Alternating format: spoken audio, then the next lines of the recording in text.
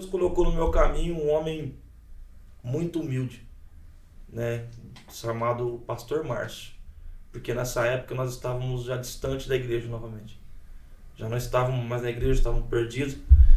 E o que me chamou a atenção e que me trouxe uma identidade cristã muito profunda e tremenda, que mexe até comigo até hoje, quando eu falo dele, foi justamente quando eu conheci esse Pastor Márcio.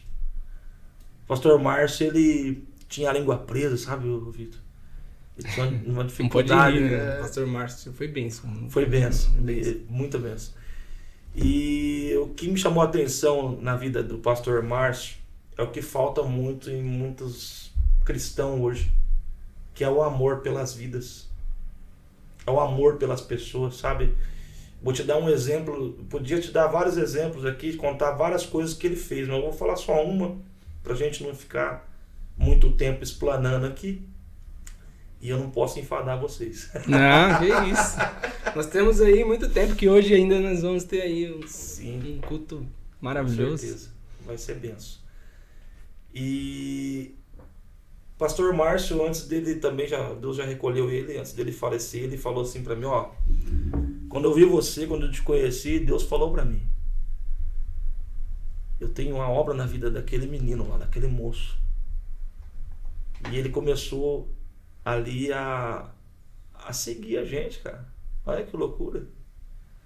Ele começou, pra você ter uma ideia, às vezes eu tava num bar, cara, tomando cerveja, e ele quem entrava lá? Nossa. E aí, por isso que eu disse aqui, a paixão do cristão, ela tem que ser Jesus e as almas. Jesus disse o quê? Amar o Senhor seu Deus acima de todas as coisas e ao próximo como a ti mesmo. Então, se eu me amo, eu preciso amar o próximo. Sim. Eu preciso entender isso. E era o que ele estava fazendo. E ele entrava no bar, ele começava a falar de Jesus. Rapaz, nossa, você é precioso, Jesus te ama. Nossa, que trabalho evangelístico, hein? Tem uma obra na tua vida e coisa. E um dia eu tava com o carro lá quebrado, e com uns amigos ali, trocando o pneu do carro, furou o pneu não quebrado. E esse pastor me passa a pé. E eu, tudo bem? Ele, tudo bem? Ô, irmão André, tudo bem? Ele, tudo bom? Ô, pastor, tranquilo, não vou falar pro senhor que eu vou te dar uma carona, porque eu tô com o carro aqui parado.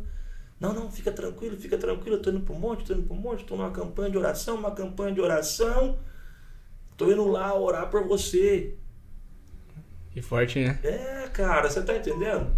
E longe, o monte que ele ia orar é praticamente de onde nós estávamos, uns 3, 4 quilômetros, e ele ia a pé. Nossa. Ele mais 2, 3 irmãos, tô indo lá orar por você e tal, você tá aqui no meu joelho, ó, tô orando por você, entendeu? Então, isso começou a entrar no meu coração, cara. Aí chegou um dia, cara, que eu contei isso lá no nosso, o ano passado, nosso Inconformados, né? Uhum.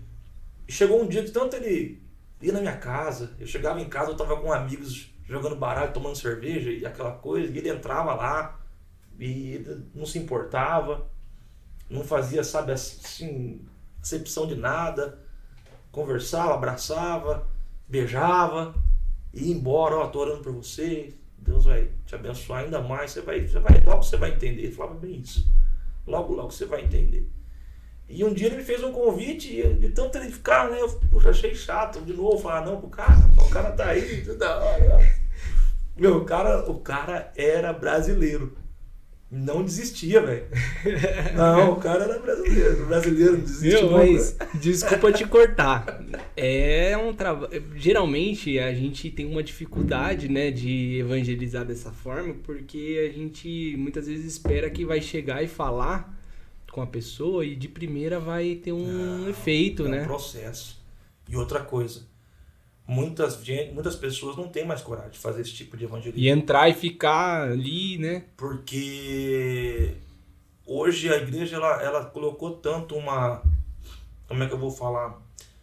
É algo que tirou a visão dela de certas coisas, que acaba aqui escandalizando certas atitudes, certo tipo de evangelismo. Sim. Agora eu pergunto para você que está aí também assistindo a gente, Se Jesus estivesse hoje aqui, porque Jesus, quando ele caminhou, esteve na terra, ele caminhou com os mendigos, com as prostitutas, se lembra disso? Com os leprosos, cobradores de impostos, que hoje poderia ser, né, os caras que, né, estão aí fazendo o que quer com o Brasil, né? Vamos colocar assim. Olha só. E aí, eu não tenho coragem hoje de sair para um evangelismo à noite aí, de entregar um panfleto para uma prostituta, de repente, porque se as pessoas verem eu fazendo isso, vão se escandalizar. O que vão pensar de mim? Você tá entendendo? E, na verdade, a essência sempre foi essa, ela não mudou. Quem, na verdade, está mudando a essência somos nós. Sim. Estamos aí colocando barreiras, estamos colocando, sabe, colocando preconceito onde não existe. A igreja, irmãos, é um hospital. A igreja é um hospital. Eu vim para a igreja imundo, doente. Voltando na história, naquele dia que eu aceitei ir para o culto lá com o pastor, eu fui para a igreja, mas eu fui daquele jeito. Do jeito que tava. Eu fui encher a boca de house. Porque as pessoas que chegavam perto de mim, com o cheiro, já ficava de fogo. Porque era bravo. E enfim, naquele dia lá, ele teve uma atitude, né?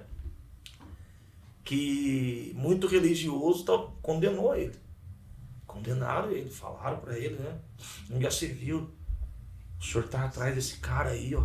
Esse cara é um mentiroso, esse cara é um alcoólatra, esse cara é um prostituto, trai a mulher, esse cara é isso, é aquilo, um monte de coisa, se referindo a mim.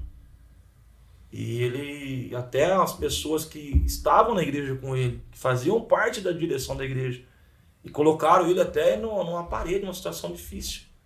Ele me contando depois de muito tempo ele me contou isso. Sim. E ali as pessoas falando para ele tomar uma atitude. Que se ele não tomasse uma atitude, se continuasse aceitando, olha só, se continuasse me aceitando só como na igreja. O plano de Deus, ele é forte, né? Que, olha, estamos aqui, né? Cara, mas o pior disso é a gente encontrar hoje, nessa época que nós estamos vivendo, de tanta liberdade que nós temos de falar de Cristo, pessoas com o coração duro, sabe? Com o pensamento todo deturpado ainda, e esquecendo que muitas vezes nós temos que estender as mãos para as pessoas que estão lá numa situação difícil. E nosso papel hoje não é julgar. Sim.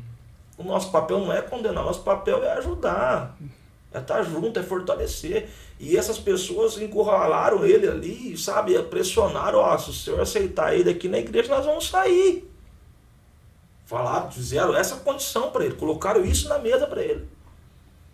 E ele disse, ó, se vocês quiserem sair... Ele era o pastor titular da igreja. Pastor titular da igreja. Vocês conhecem a porta, continua sendo a serventia da casa. Mas esse cara aí, o senhor lembra da história de Jacó? Ele é o Jacó. Esse cara aí. Então, mas vocês só leram só a parte de Jacó. Mas vocês sabiam que Jacó virou Israel? Você sabe disso? Vocês sabem disso? E isso ele me contando depois de muito tempo. Uma maturidade, né? Porque um novo convertido ouvir isso, ele já espana na hora, né? E aí ele falou, ó, pra vocês pode ser Jacó, pra mim é Israel. No ponto final, acabou a conversa. Se vocês quiserem, a porta tá ali.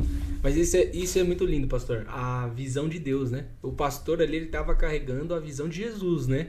Que é, eu vou pagar um preço por uma vida. Nós não estamos num clube social de pessoas Exatamente. Que são perfeitas. Porque isso é totalmente contrário ao evangelho, né? A igreja é de fato um hospital onde a gente chega sujo.